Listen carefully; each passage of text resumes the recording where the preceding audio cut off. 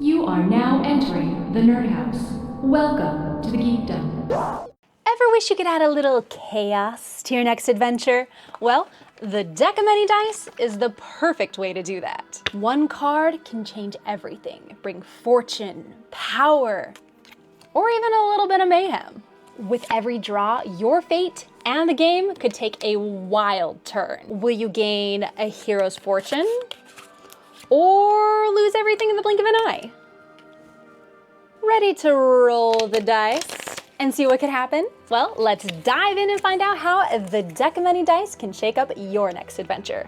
Earlier this year, I was able to attend my very first Gen Con. But not only that, I had the pleasure of working at the Foreteller booth, which is an audio narration company that makes, well, audio narration for a bunch of amazing games. So TTRPGs, board games, things in that realm. They even just do straight music for things.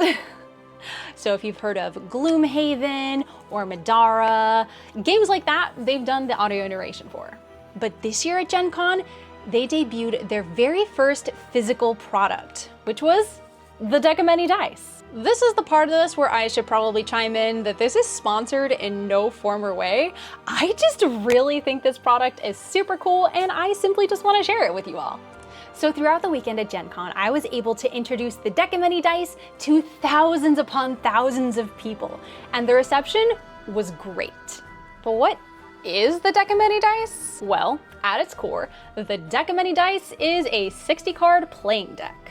It has all of the poker suits that you could possibly want if you just want to kick back and play a game of regular old poker or old maid or whatever regular card game. But that's not fun. What is fun is being able to use these for your next TTRPG or board game adventure. But what's special about the deck of many dice is on each and every single one of these cards are 6 different die rolls. We have a D20, a D12, a D10, a D8, a D6, and a D4.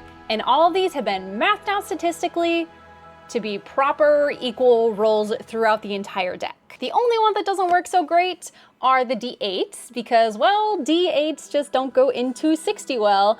And so on those ones, we have this special little symbol, which is a reroll or a redraw. Simple as that. But yes, I did say 60 cards, and I know that most playing card decks are 52 cards, and so this does have 8 extra cards. It has 4 pages and 4 zeros, so that's more traditional with like older like French and other style decks from ye olden times. Pages and zeros.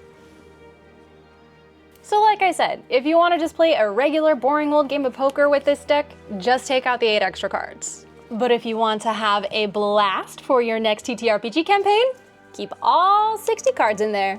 What also makes the deck of many dice super unique is the fact that it also has tarot symbols on each of the cards. And the tarot symbols are respective to the various suits. So we have swords, pentacles, wands, and cups. All of these can be used for various roleplay inspiration. Let's use this in an example, shall we? All right, let's say you're walking through this dungeon and it's really dark, you can't really see where you're going. And the next thing you know, you hear a rumbling, a grumbling, and suddenly the ground comes out from under you and you're falling. What do? You try to reach out to grab the side and, well, here's your roll. You make a dexterity saving check and, well, 14. You know, pretty decent roll. The DC was a 12, and so you are able to catch yourself from falling down into the pit. And because there is a swords there, you know, that represents power. And so not only are you able to make that dex saving check, but you're able to pull yourself up. That's just one absolutely terrible example of how the deck of many dice can be utilized. But essentially, they can replace or supplement regular sets of polyhedral dice in your TTRPGs or board games. So again, any type of dice roll that you might need to make, you just draw a card. And if you want this to be similar to a regular like D20 roll, you can just put that card back into the deck, shuffle the deck up, and then draw again. Or if you want to add just a little bit of gravitas and drama to your campaigns, you can start to create a discard pile. As these cards are drawn, you no longer have those rolls, right? And so that can create a little bit of stress. which means that you as a DM know which roles are gone, and you as the player also know which roles are gone, which means you have a better idea of what to expect your future roles to be. Maybe all your 20s are gone. Maybe all your 1s are gone. Maybe all you have left are some mediocre mid rolls. This will absolutely affect how you begin to roleplay. And this is where the tarot suits can come in even more handy, all right?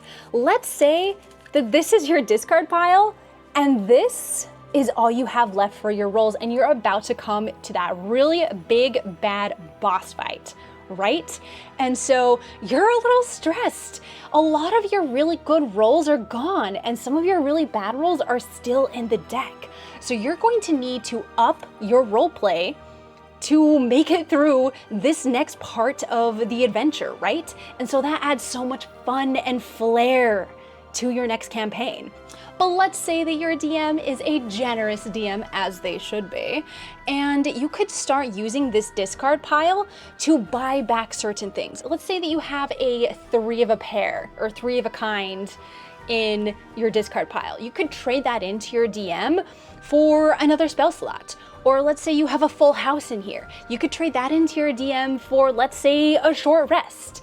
Or trade various other things in to get some health back.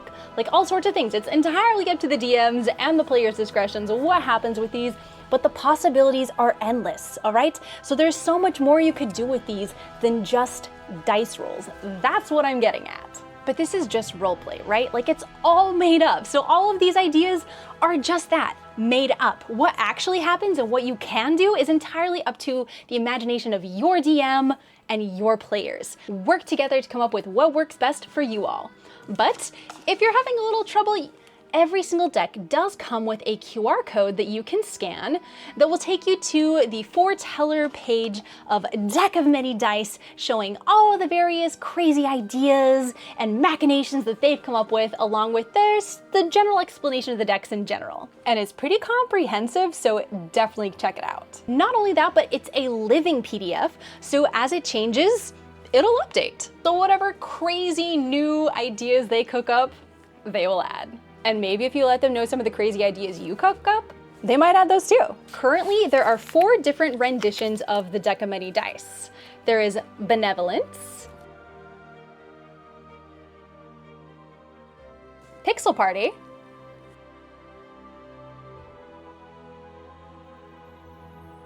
Stained Amethyst, and my personal favorite, Splatterpunk.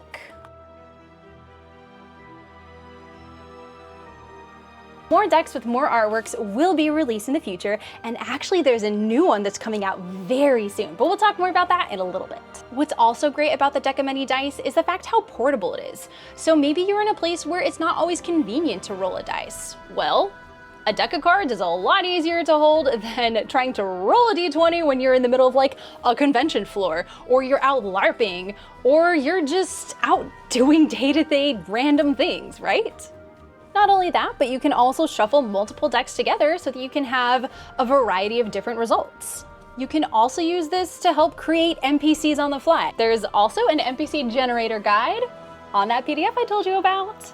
But basically all the different roles could reflect different things for that NPC generation. Like, oh, well, we just drew all 6 ones. This NPC is gonna be, well, they're not gonna be very strong. They're definitely not gonna be charismatic, and well, they're gonna struggle in a lot of realms, but hey, they've got that wand, so at least they're a little bit intelligent about at least one bit of lore that you need that NPC to be intelligent about, right?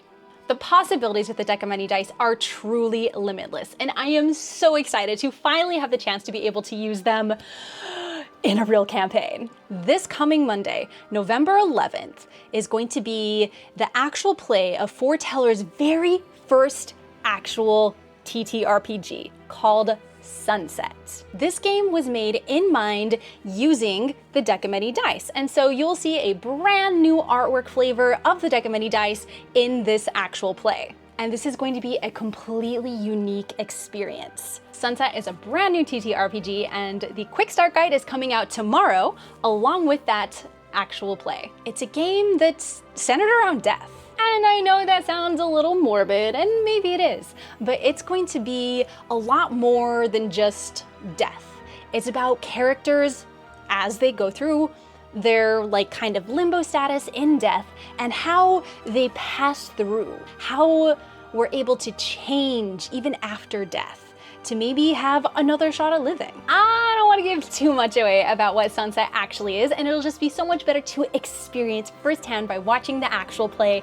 Again, this is tomorrow, November 11th, 2024 at 7 p.m.